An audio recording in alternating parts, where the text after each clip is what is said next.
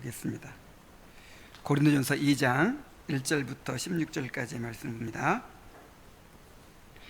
형제들아, 내가 너희에게 나아가 하나님의 증거를 전할 때에 말과 지혜의 아름다운 것으로 하지 아니하였나니 내가 너희 중에서 예수 그리스도와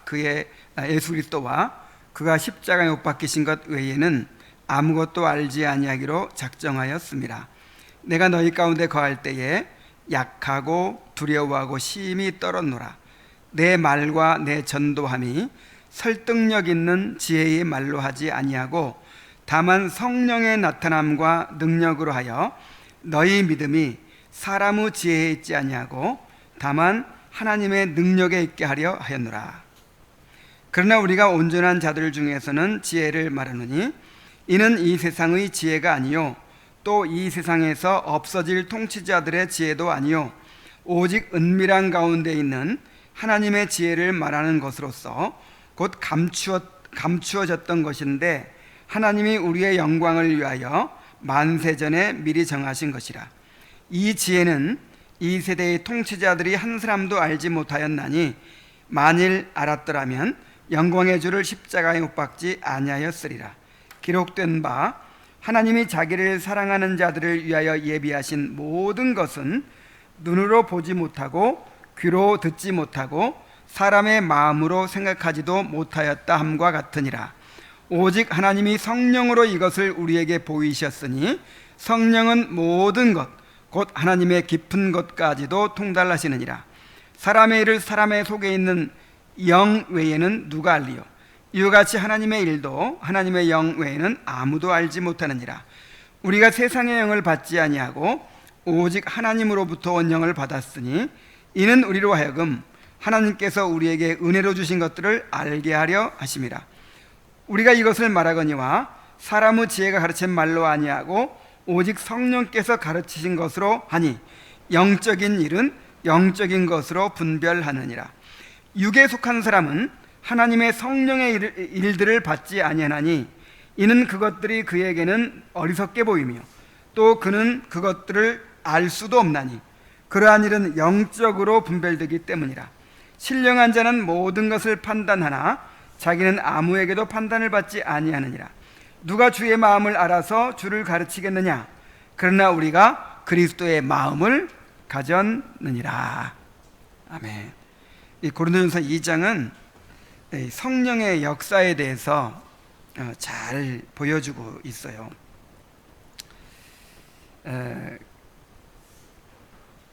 그래서 하나님께서 자기를 사랑하는 자들을 위하여 예비하신 모든 것, 하나님의 구원의 역사, 이런 것은 인간 본성으로 알 수 없다. 그렇죠?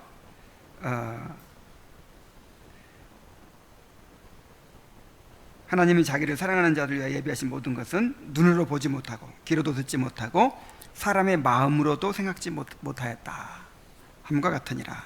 그러니까 이 하나님께서 우리에게 베푸시는 은혜는 이건 성령께서 깨우쳐 주지 않으면 알 수 없다는 것이죠.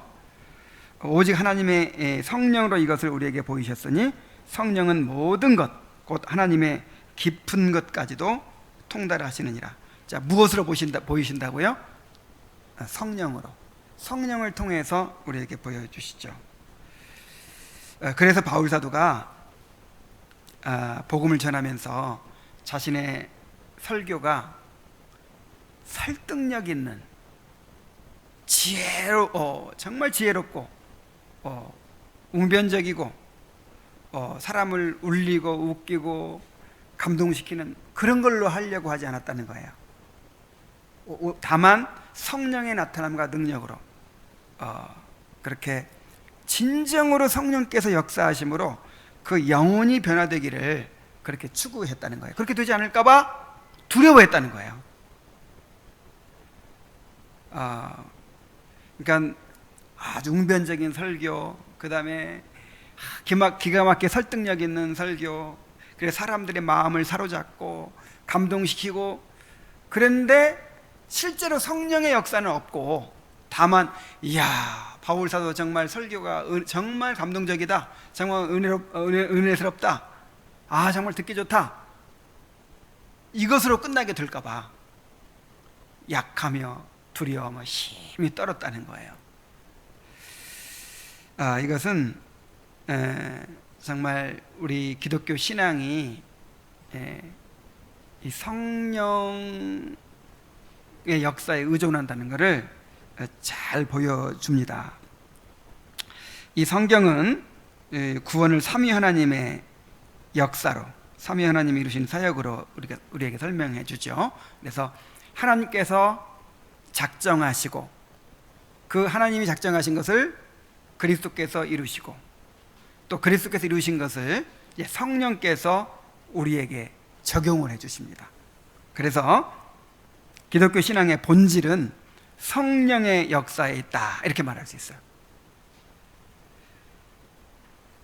성령의 역사는 인간의 본성의 작용을 뛰어넘어서 우리 영혼을 변화시키는 신비한 역사입니다. 자, 그런데 성령의 역사는 우리가 확인할 수가 없죠. 확인하기가 어렵죠. 이 사람이 막 감동받고 뭔가 변화된 것 같은데 이게 정말 성령께서 거듭나게 하셔서 이루시는 역사인지 아니면 그냥 그 도덕적 교훈을 받아가지고 이렇게 단지 인간적인 그 성품이 변화된 건지 그걸 확인하기가 어려워요. 그리고 또 내가 통제하기가 어려워요. 내가 어떤 사람들 말처럼 성령이여 오소서 그러면 성령이 예 알았습니다 오고 이러면 좋겠는데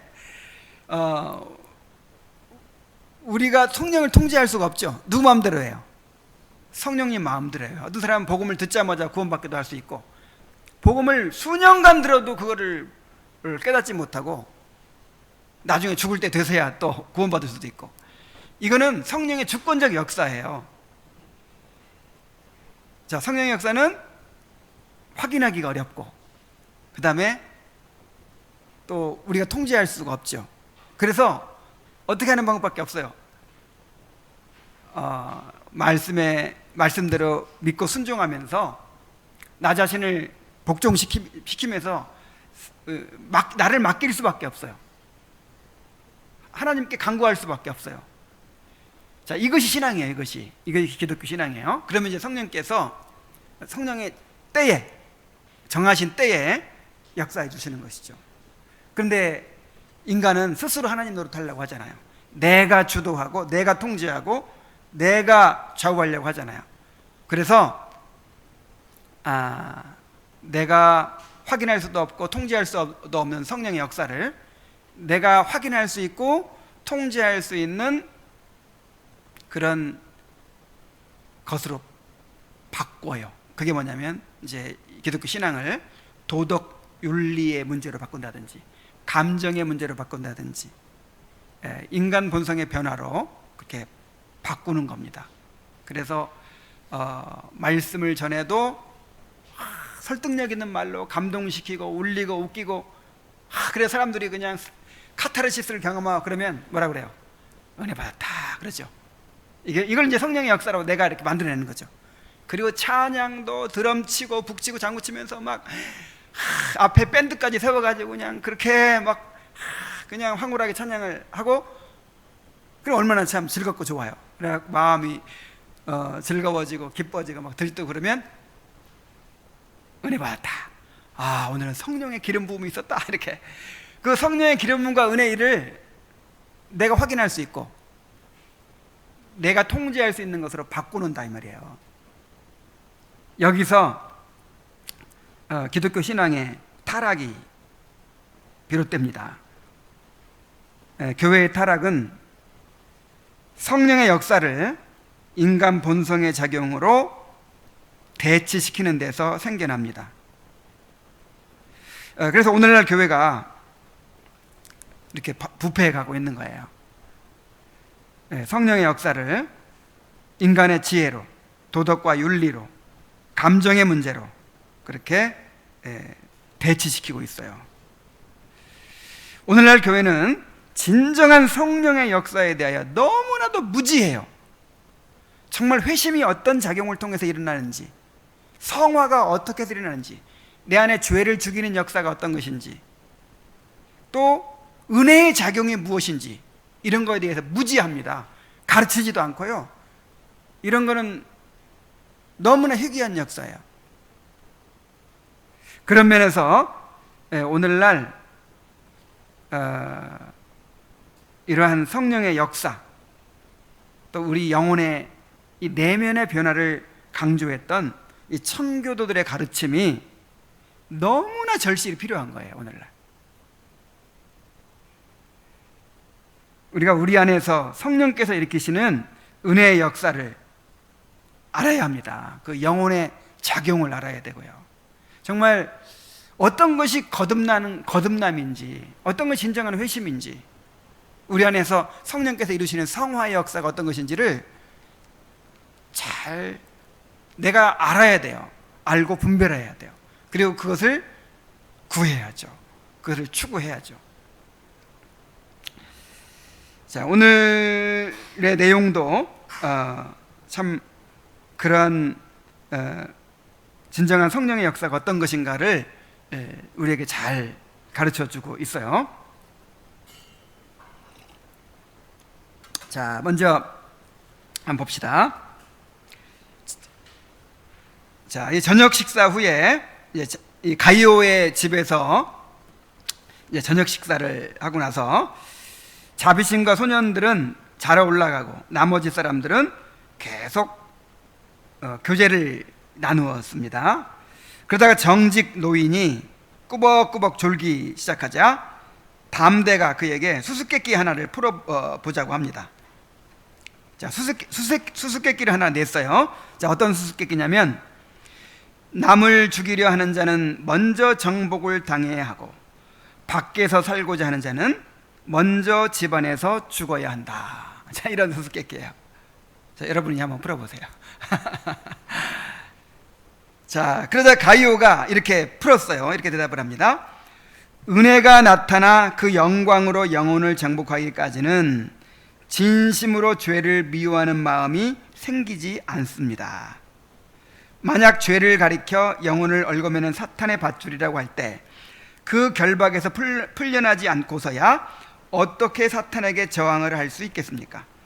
그리고 만약 사리에 밟고 은혜를 아는 사람이라면 자신의 부패에 종이 되어 있는 자가 은혜에 대한 살아있는 증거물이 될 수 없다는 사실을 알 것입니다. 이렇게 이야기를 했어요. 자, 그러니까 남을 죽이려 하는 자는 먼저 정복을 당해야 한다. 이 말이 무슨 말이냐면, 이제 영적 싸움을 위해서 남을 죽인다는 게 뭐냐면 죄를 죽이는 거죠. 마귀에 대항하고 죄를 죽이는 거. 내 안에 있는 이 죄를 죽이려면은 먼저 어떻게 한다고요? 은혜의 지배를 받아야 된다. 이 바깥으로부터 은혜를 받아야 된다. 그러니까 내가 최선을 다해서 노력하면 되는 게 아니에요. 우리는 전적으로 부패하고 전적으로 무능한 존재이기 때문에 밖으로부터 은혜가 와야 돼. 밖으로부터. 그래서 그 은혜가 나를 어떻게 해야 돼요? 지배해야 돼요. 은혜로 정복을 당해야 돼요. 그래야 내가 죄를 이길 수 있다 하는 것이죠. 자, 우리 스스로의 힘으로는 죄를 이길 수 없다는 사실을 깨달아야 합니다. 굳은 결심 가지고 되는 게 아니에요. 젖먹던 힘까지 다 짜내서 될 수 있는 문제가 아니에요. 자, 우리가 죄를 이길 수 있어요, 없어요? 없습니다. 왜냐하면 우리 안에 있는 육신 때문이에요. 육신. 이 육신이 뭐죠? 죄성, 죄의 본성. 로마서 8장 7절로 8절 말씀 다 같이 한번 읽어봅시다. 시작. 육신의 생각은 하나님과 원수가 되나니 이는 하나님의 법에 굴복지 아니할 뿐 아니라 할 수도 없습니다. 육신에 있는 자들은 하나님을 기쁘시게 할 수 없느니라. 그러니까 항상 어디서부터 빛나가기 시작하냐면 우리 인간에 대한 이해가 이 잘못된 데서부터 빗나가기 시작해요. 그냥 우리는 나도 모르는 사이에 이 중립 상태로 생각해요. 그런 그 만화 같은 거 있죠. 한쪽에는 천사, 한쪽에는 마귀가 막 우리를 이렇게 설득하죠. 그럼 내가 중립 상태에 있다가 이쪽을 택하든지 이쪽을 택하든지 하죠. 근데 그런 게 아니에요. 우리 안에는 뭐가 있어요? 육신이 있어요. 육신. 이 죄의 성향. 그래서 우리는 가만 내버려두면 어디로 기울어지죠? 죄로 기울어져요. 죄로 기울어지고 죄를 따르게 돼 있어요. 심지어 거듭난 사람도 마찬가지예요. 거듭난 사람도 우리가 하나님의 뜻에 순종하는 것은 선택이지만 그냥 자연스럽게 내가 하고 싶은 대로 하면 어떻게 돼요? 이 육신의 지배를 받게 된단 말이에요. 그래서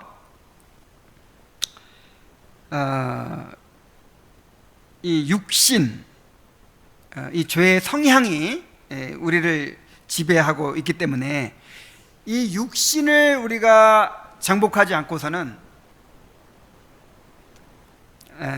죄를 이길 수 없고 하나님에 대해 순종할 수 없습니다. 그러므로 죄를 이기려면 은혜가 우리의 마음을 지배하게 해야 돼요. 로마서 6장 14절 또 읽어봅시다. 시작. 죄가 너희를 주관치 못하리니 이는 너희가 법 아래에 있지 아니하고 은혜 아래에 있음이니라.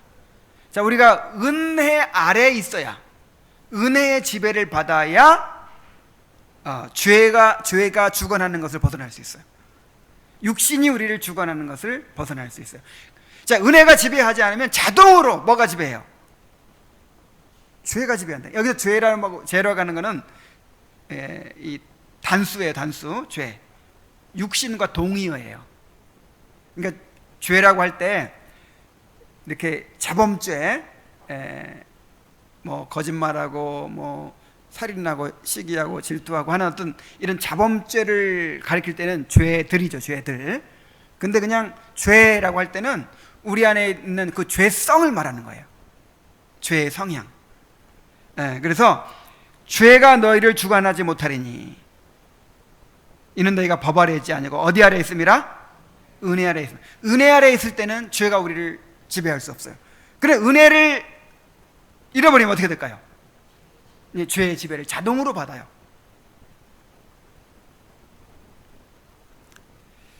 그러므로 우리가 먼저 우리의 영혼이 은혜의 정복을 당해야 된단 말이에요. 그러니까 항상 둘 중 하나라는 사실을 기억해야 돼요. 죄가 지배하느냐, 은혜가 지배하느냐. 나는 중간인데? 자, 중간이 있어요, 없어요? 없어요. 중간은 없어요. 은혜의 지배를 받지 않으면 무조건 죄의 지배를 받고 있는 거예요. 그래서 여러분, 은혜의 지배를 받기 위해 힘써야 됩니다. 그래서 우리가 은혜의 수단을 그렇게 붙들어야 되는 거예요.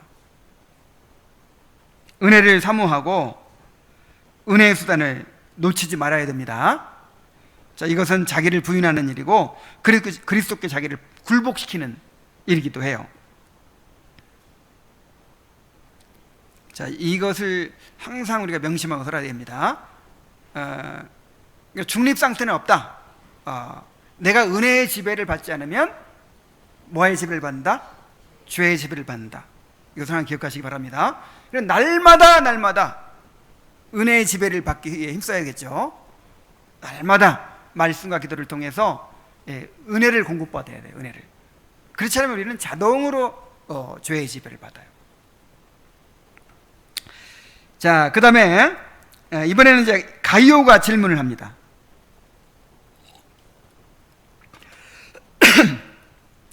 두 사람의 남자가 순례길을 떠났는데 한 사람은 아직 젊었고 한 사람은 나이가 많았습니다. 자, 청년과 노인이 지금 순례길을 함께 가고 있는 거예요. 젊은이는 싸워서 꺾어야 할 부패한 마음을 많이 갖고 있었고 노인은 몸이 노쇠함에 따라서 그런 마음도 약해져 있었지요. 정말 그렇죠? 아직 젊은 사람들은 잘 모르겠네.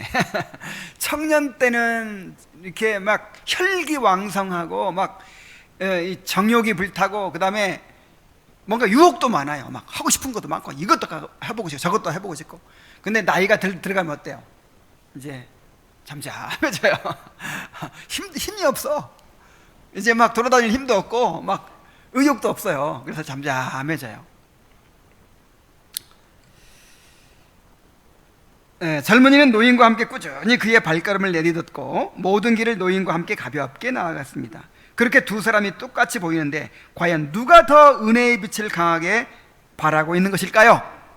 자, 이 청년과 노인이 똑같이 순례의 길을 가고 있어요. 신앙생활을 말하자면 겉으로 볼 때는 똑같이 신앙생활을 잘하고 있어요. 그러면 이 둘 중에 누가 더 은혜를 많이 경험하고 있을까요? 누가?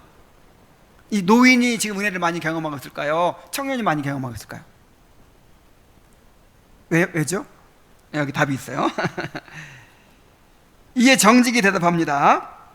물론 젊은이지요. 왜냐하면 가장 큰 적수와 싸워 나간다는 것은 가장 큰 투쟁력을 과시하는 셈이니까요. 특히 그가 자신의 난관에 비해 절반도 못 되는 난관과 싸우는 노인과 발걸음을 맞춰 행진한다는 것은 놀라운 일이지요. 그러니까 노인은 지금 뭐 유혹도 적고 뭔가 시험도 적고 그리고 나이도 많고 경험도 있고 인격적으로 이제 완숙한 때가 됐잖아요. 그런 노인과 이 청년이 보조를 같이 하고 있다는 것은 이 청년이 대단한 수준이라는 거죠. 그만큼 막 그 유혹도 많고 혈기도 많고 막 그런 사람인데 노인과 수준이 비슷해. 겉으로 볼 때 그런 걸 봐서 오히려 이 청년이 굉장히 지금 수준 높은 거라는 거죠. 반면에 저는 종종 노인들이 엉뚱하게 자기 기만에 빠지는 것을 보았지요. 그런 나이 먹어 자연적으로 정욕이 감퇴된 것을 가지고 자기가 죄악과 싸워 이긴 것처럼 여기곤 하죠. 나이가 들면요 사람이 철이 들어요. 그렇죠? 나이가 들으면 이제 그 남성 호르몬도 줄어들고 이제는 힘도 약해지고 그러니까 나이 들면 철이 좀 들어요. 그리고 좀 함부로 행동하지도 않게 되고 인격적으로 좀 성숙하게 되고, 그러면 이거를 이제 신앙의 성숙으로 오해한단 말이죠. 이걸 자기 기만이라고 해요. 굉장히 중요한 원리를 가르쳐주고 있는 거예요, 우리에게. 하지만 실제로 은혜를 많이 받은 노인들은 젊은이들에게 충고의 말을 잘 해줄 수 있지요. 이렇게 자기 기만이 아니라 진짜 은혜를 받고 성화되어간 노인들은 정말 젊은이들에게 많은 조언을 해줄 수 있는 스승이 된다는 것이죠. 왜냐하면 그들은 만사가 헛되다는 사실을 경험으로 잘 알고 있기 때문입니다. 그래도 젊은이와 노인이 함께 순례의 길을 가게 될 때 노인은 부패한 마음이 약화되어 자기 안에서 역사하는 은혜의 힘을 잘 깨닫지 못하는 반면 젊은이는 그 힘을 잘 깨달을 수 있는 이점을 갖고 있지요.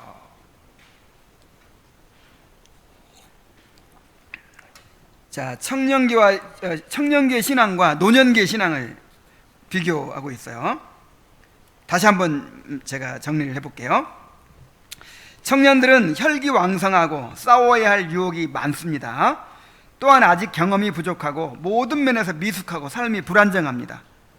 그래서 시험도 많고 마음이 요동하게 되기 쉽습니다. 그러나 이러한 특성으로 인해서 하나님을 더욱 간절히 의지하게 되고 은혜를 더 많이 경험하게 될 수 있어요.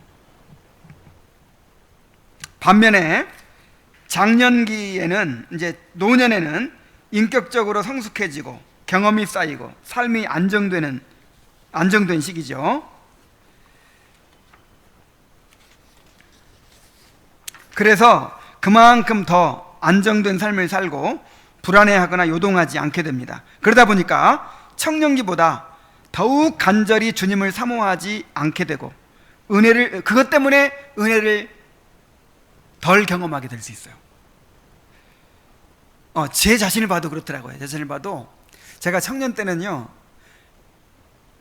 그 큐티를 열심히 하던 때였거든요.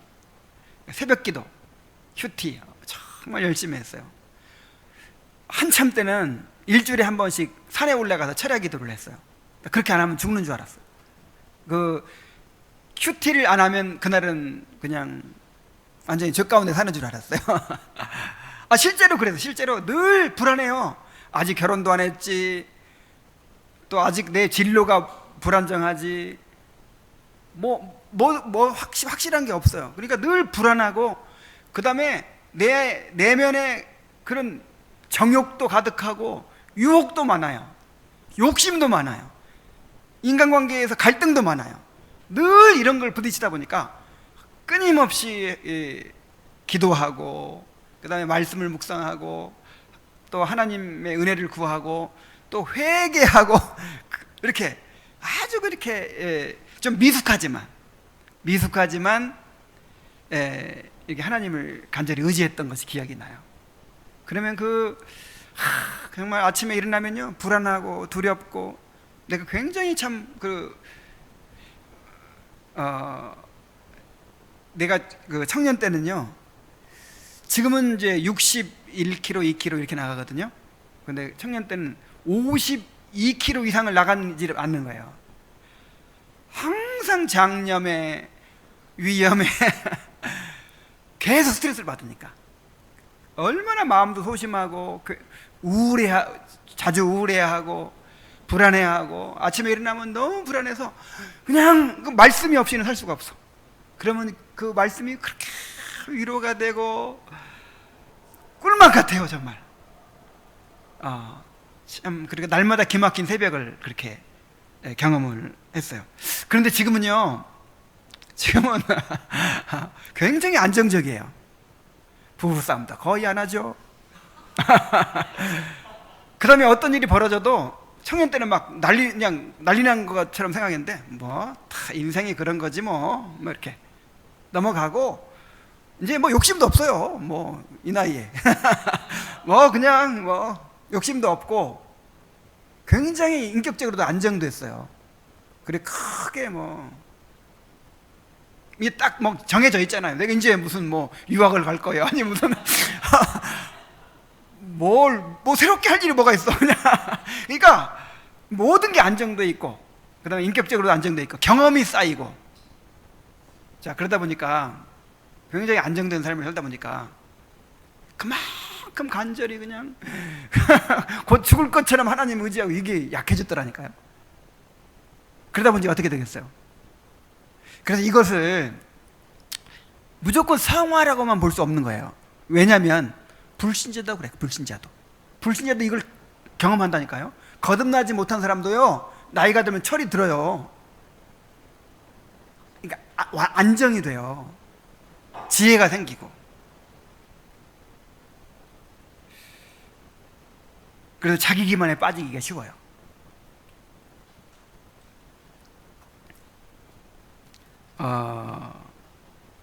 그래서 요즘에 참 그때 그게 그립더라고요. 그때 큐티 한번 빼먹으면 그냥 죽는 줄 알고 했던, 어떨 때는요 1년을 한 번도 안 빼먹은 그런 해가 있어요. 그냥 그때는 얼마나 그걸 강조하고 막 그걸 중요하게 하겠던지 3년을 한 번도 안 빼먹은 사람들도 있어요. 그렇게 열심히 해요. 지금은 그렇게 기도 하루 안 해도 그냥 안정되게 살아요, 지금은.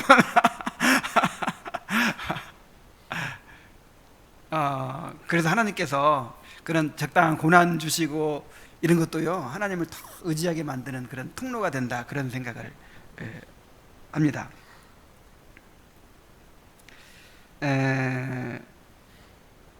그래서 노인들이 자기 기반에 빠지는 경우가 있다는 거, 그리고 우리 자신에 대해서도 그거를 생각해야 돼요. 그것을.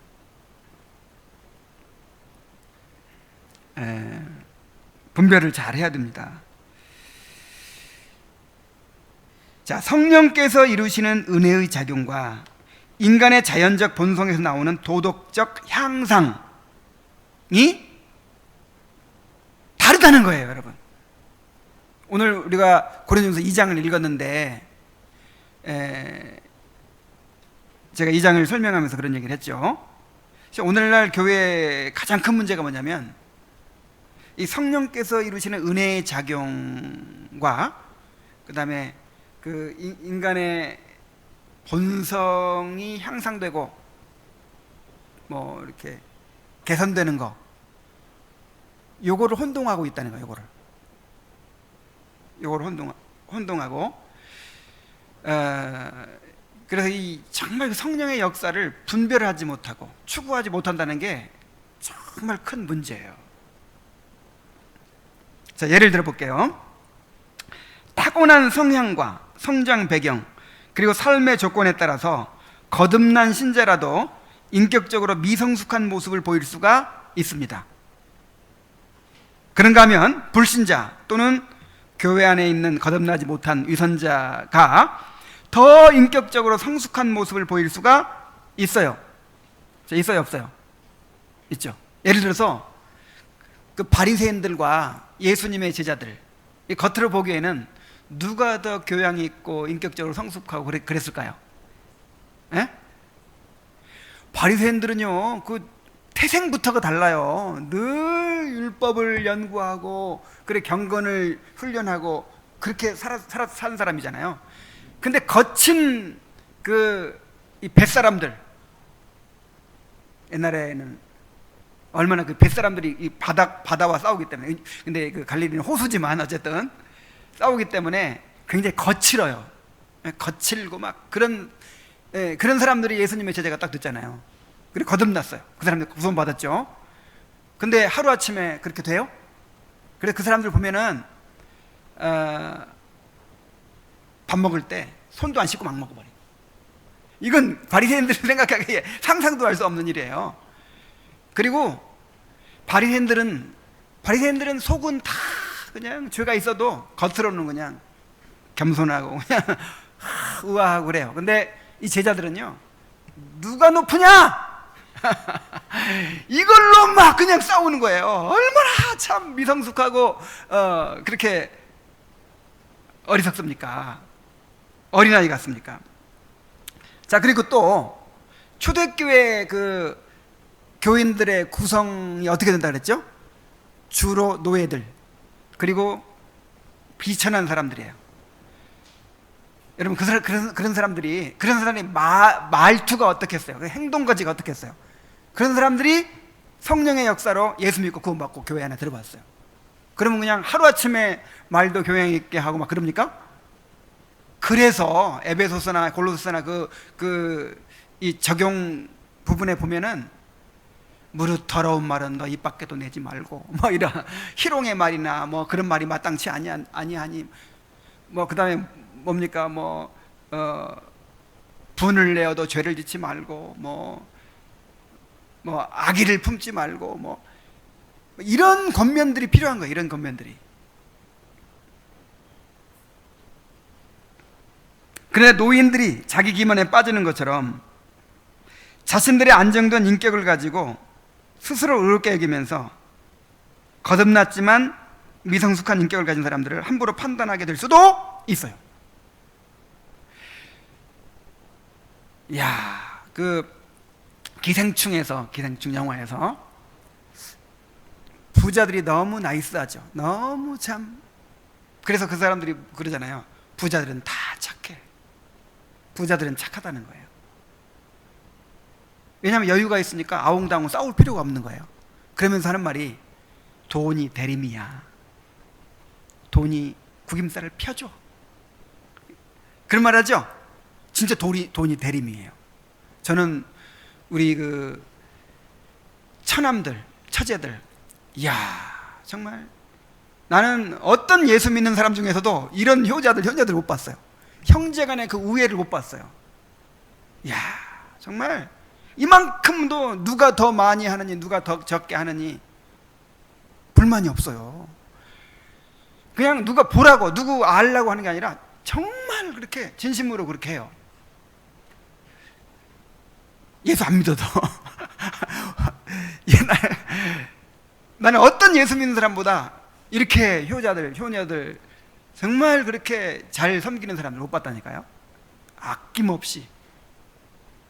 근데 그게요, 보면 그만큼 여유가 있어요. 여유가. 다툴 필요가 없어요. 그러니까 지금 아버지가 돌아가실 때 현금을 한 5천만 원인가 이렇게 남겨두고 돌아가시고, 어머니도 지금 모아놓은 게 한 5천만 원 된대요, 통장에. 그러니까 그리고 아들들 자식들이 다 살만해요.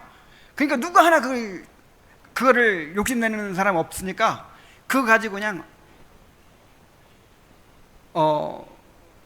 마음껏 쓰는 거예요. 그냥 어머니 섬길 일 있으면 그걸로 쓰라는 거예요. 그냥 그러니까 뭐 얼마나 후하고 너그럽고, 그냥 이만큼도 뭐 불평도 없고 돈이 대림이야.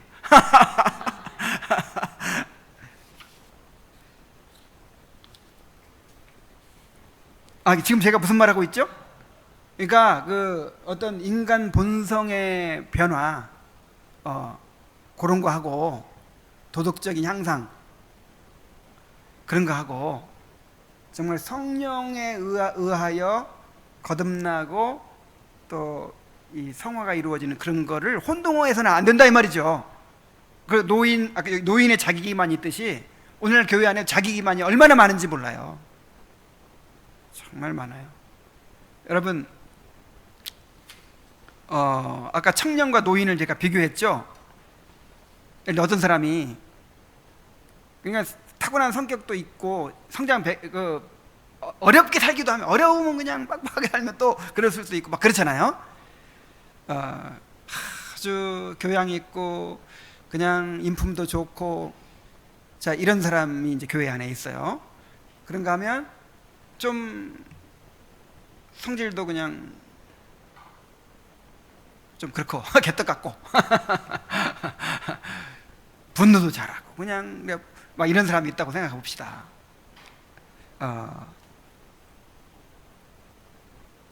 정말 내 죄를 깨닫고, 내가 이렇게 죄인이구나 깨닫고, 나는 은혜가 없으면 살 수가 없구나.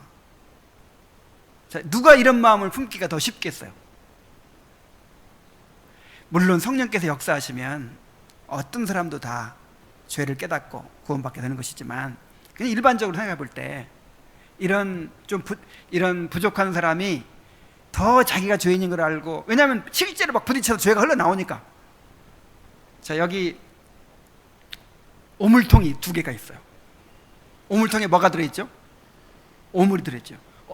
근데 한 오물통은 일제야, 미제야. 그래가지고 아주 깨끗하고 반짝반짝 빛이 나. 또 한 오물통은 깨져가지고 오물이 막 흘러나와요. 자, 어떤 오물통에 있는 오물이 더 더러울까요? 둘 다 똑같이 더럽죠? 근데 겉으로 보기에는 깨지고 손상된 오물통이 훨씬 더 더럽죠. 그러니까 그 더러운 걸 더 쉽게 알 수 있다 이 말이죠. 늘 내 안에 흘러나오는 것이 그냥 나도 모르는 사이에 막 폭발시키고, 나도 모르는 사이에 부딪히고, 막 그렇게 안정되어 있지 못하다 보니까 내가 죄인이라는 걸 더 쉽게 깨달을 수 있어요. 그리고 나는 은혜가 없이는 내가 이걸 다스릴 수가 없구나. 그러니까 여기 뭡니까? 육신을 처복종시키지 않으면, 은혜에 의해서 지배되지 않고 정복되지 않으면 내가 육신을 이길 수 없다. 이거를 누가 더 잘 깨닫겠어요? 오히려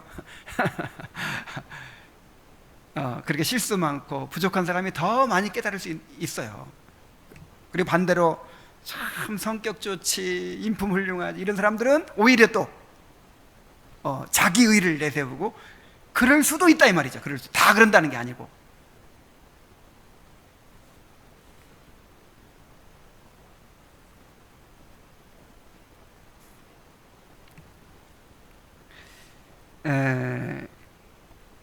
그런데 이제 오늘날 교회 안에서는 이런 분별력이 없어요.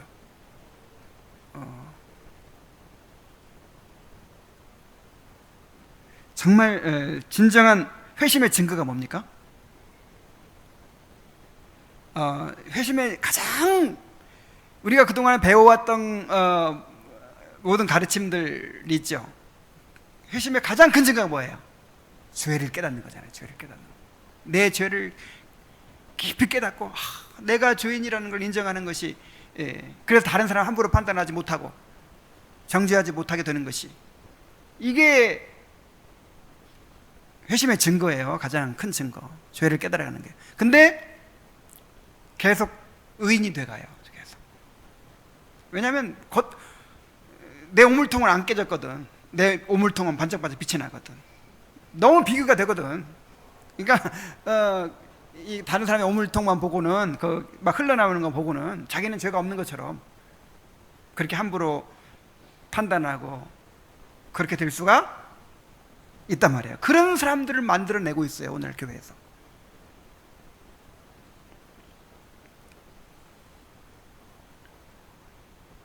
그래서 지금 이 존 버년이 이 청년과 노인의 이 신앙을 통해서 우리에게 지금 강조하는, 가르치려고 하는 게 무엇인지 아시겠죠? 자기 기만에 빠지지 말라 이거예요. 자기 기만에. 정말 내 죄를 깊이 깨닫고, 그래서 내가 하나님의 은혜가 아니면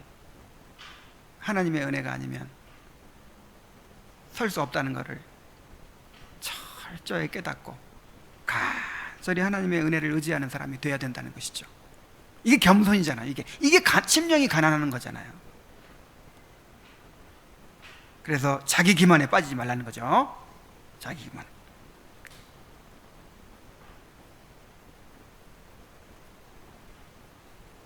그래서 이제 성화가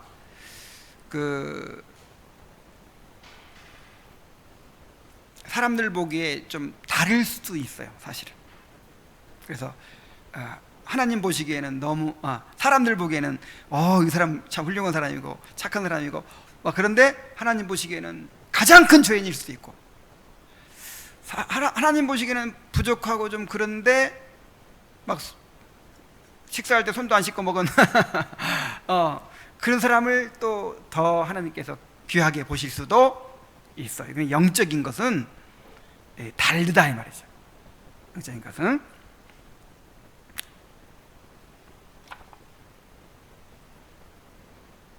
자, 그 다음에 가족들이 잠에서 깨어 일어나자 크리스티아나가 아들 야고보에게 성경을 한 장 읽으라고 합니다. 그래서 야고보는 이사야 53장을 읽었어요. 그러자 정직 씨가 물었습니다. 성경 말씀에 왜 구세주께서는 마른 땅에서 나오는 뿌리 같아 고운 모양도 없고 풍채도 없다고 했을까요? 이렇게 물었어요. 그러자 담대 씨가 대답합니다.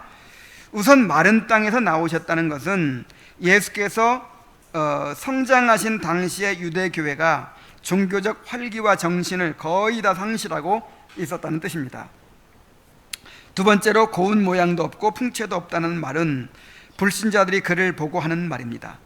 우리 왕자님의 마음을 들여다볼 눈을 갖지 못한 불신자들은 그의 초라한 겉모습만 보고 판단한 것입니다. 마치 그들은 보석이 보잘것없는 돌 껍데기에 쌓여 있다는 사실도 모르고 자신들이 발견한 보석을 보통 돌인 줄 알고 던져버리는 사람들과 같지요. 자, 영적인 시각의 중요성을 보여주죠. 이 겉모습만 바라보는 것이 아니라 정말 이 하나님의 관점으로 믿음으로 바라보아야 된다는 것이죠. 자, 그리스도는 사람들 보기에 고운 모양도 없고 풍채도 없었습니다.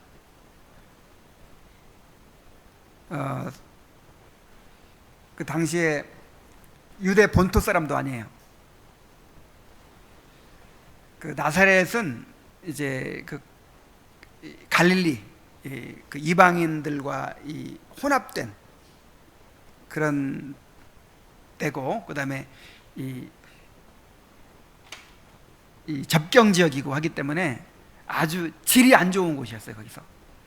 그래서 그 나다나엘이라고 하는 사람이 예수님의 제자가 우리 빌립이 그래, 나다나엘 친구한테 가가지고 우리가 메시아를 만났어.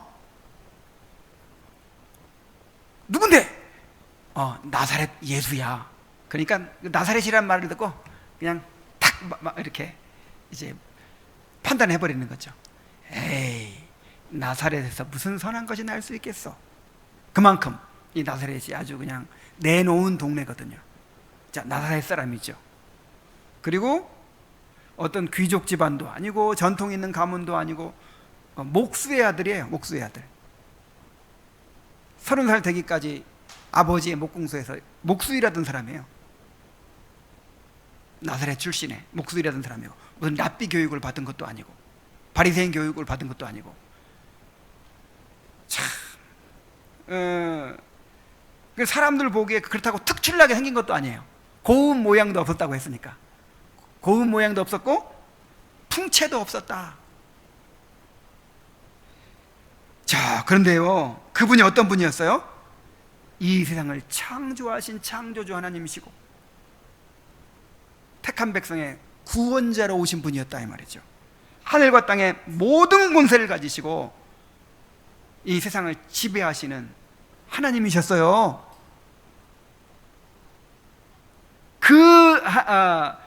그분을 알아보는 것이 얼마나 참 기적입니까? 이건 성령으로 아니하고는 볼 수가 없다고 그랬죠. 성령께서 제자들의 눈을 열어주신 거예요. 제자들의.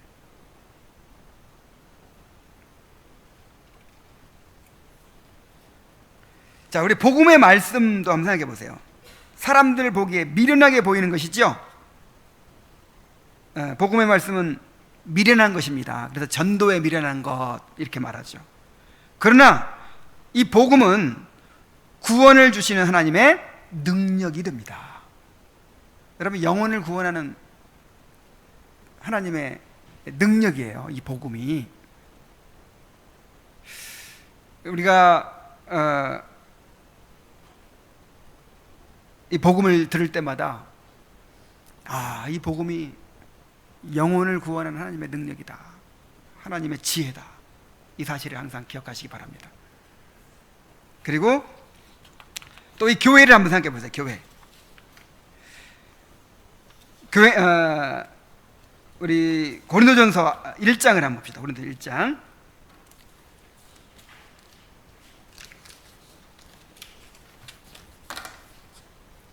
고린도전서 1장 26절부터 보겠습니다.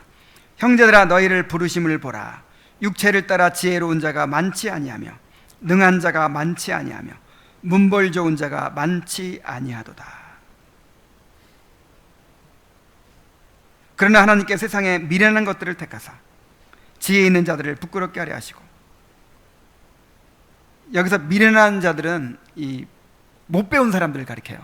그러니까 뭐 지능이 떨어진다 그런 뜻이 아니고 못 배운 사람들, 여기 지혜로운 사람들은 배운 사람들을 가리킵니다. 세상에 약한 것들을 택하사 강한 것들을 부끄럽게 하시며 세상에서 천한 것들과 멸시받는 것들과 없는 것들을 택하사 있는 것들을 폐하려 하시나니 이는 아무 육체라도 하나님 앞에서 자랑하지 못하게 하려 하심이라. 당시 초대교회가 가난한 사람들, 비천한 사람들, 노예들, 이런 사람들이 이제 주 구성원이었는데 이것이 하나님의 뜻이었다는 거예요. 하나님께서 그런 사람을 일부러 택하셔가지고 그런 사람들이 교회의 주를 차지하게 했다는 거예요. 그렇다고 그런 사람들이 많이 있었다는 건 아닙니다. 많지 않다 그랬으니까. 혹시 여러분 중에 문벌 좋은 분들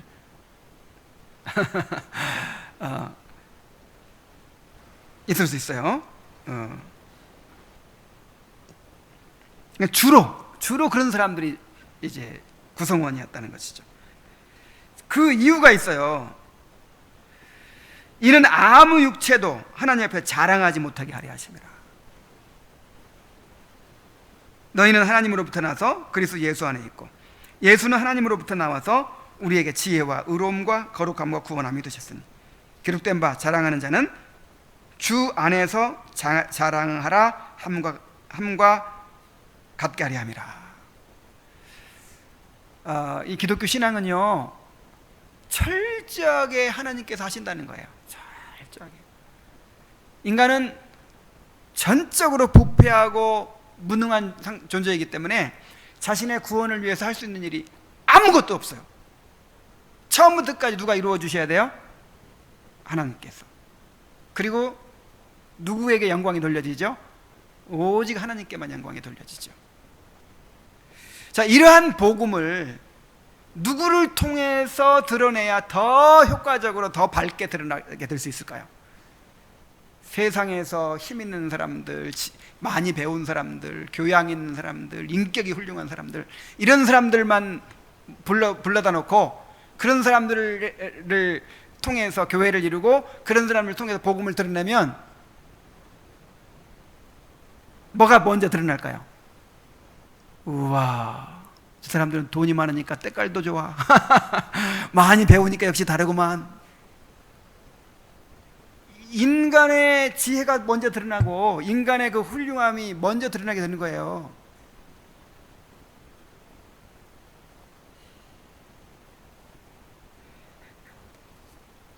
그래서 하나님께서 이 복음의 성격을 더 잘 드러내기 위해서 일부러 이런 사람들을 택하셨다는 거예요.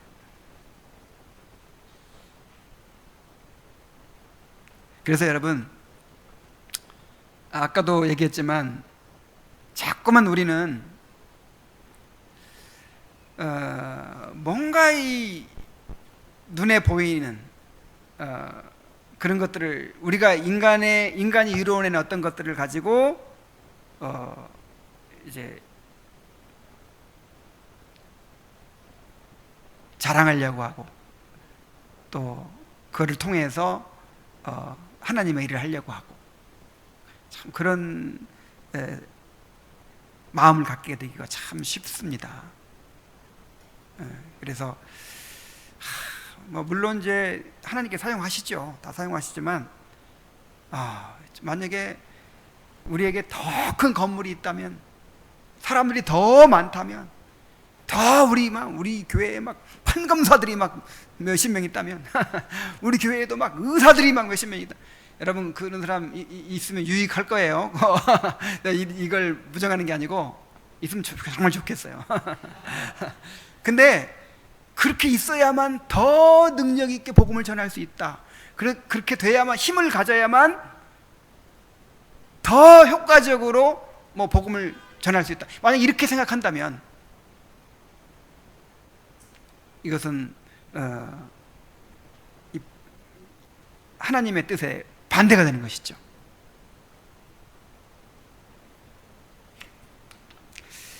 기독교 신앙은 성령의 역사에 달려 있는 거예요. 성령의 역사. 겉으로 볼 때는 예수님도 그냥, 우리 주님 자체가 뭐 고운 모양 풍채도 없는데 우리가 뭐 풍채를 나타내려고 그래. 예수님 자체가 그런 분인데 복음을 뭐 그렇게 그냥 거창하게 그냥 만들어 전하려고 그래요. 그냥 이 거칠고 원색적인 복음을 그냥 이 성경 그대로 전하면 되지. 정말 우리가 이 성령의 역사를 의지하고 성령의 역사를 추구해야 돼요. 그리고 정말 믿음으로 바라보아야 될 줄 믿습니다. 교회는 이 세상에서 미련하고 약하고 없는 자들로 구성되지만 이 교회야말로 그리스도의 몸이요, 그리스도의 신부요, 하나님의 성전이요, 그의 거룩한 나라입니다. 정말 이 교회가 천국의 지점이에요. 지점. 이게 지금 이 지상에 존재하는 천국이에요. 여러분 그렇게 믿습니까? 정말 정말 그 제자들이, 나사렛 목공소에서 목공일하던 그 풍채도 없고 고운 모양도 없는 그분, 그분을 막 하나님으로 믿었잖아요, 제자들은. 그러니까 어떤 바리새인, 어떤 헬라의 유대한 철학자들보다 진짜 진짜 지혜자들인 거예요. 그런 것처럼 오늘날 이 교회에 전파되는 복음, 이것을 믿음의 눈으로 바라볼 수 있고, 그걸 그렇게 중요하게 여길 수 있고, 밭에 감추인 보화처럼 그렇게 귀중하게 여기고, 거기에 우리의 삶을 다 걸 수 있다면 정말 복받은 사람들인 거예요. 여러분, 우리 겉으로 드러난 그런 것에 의해 좌우되지 않기를 바랍니다. 보이지 않는 성령의 역사, 이것을 바라보고 또 이것을 추구하는 그런 진정한 영적 그리스도인들이 되기를 바랍니다. 기도하겠습니다. 하나님 아버지, 참으로 기독교 신앙의 본질은 성령의 역사했다고 하는 것을 오늘 가르쳐 주시니 감사드립니다. 우리는 자꾸만 눈에 보이는 그런 것들에 근거해서 위대함을 평가하고 가치를 평가하려고 하는 그런 생각이 있습니다. 아버지 하나님, 철저하게 하나님의 관점을 가지게 될 수 있도록 인도하여 주옵소서. 성령께서 우리의 눈을 열어주시고 마음을 밝혀주셔서 고운 모양도 없고 풍채도 없는 그리스도를 거룩하신 하나님으로, 만물을 다스리시는 주님으로 바라보았던 제자들처럼 참으로 우리도 그렇게 이 교회를 바라보고 또 복음을 그렇게 듣게 하여 주시옵소서. 예수님의 이름으로 기도하옵나이다. 아멘.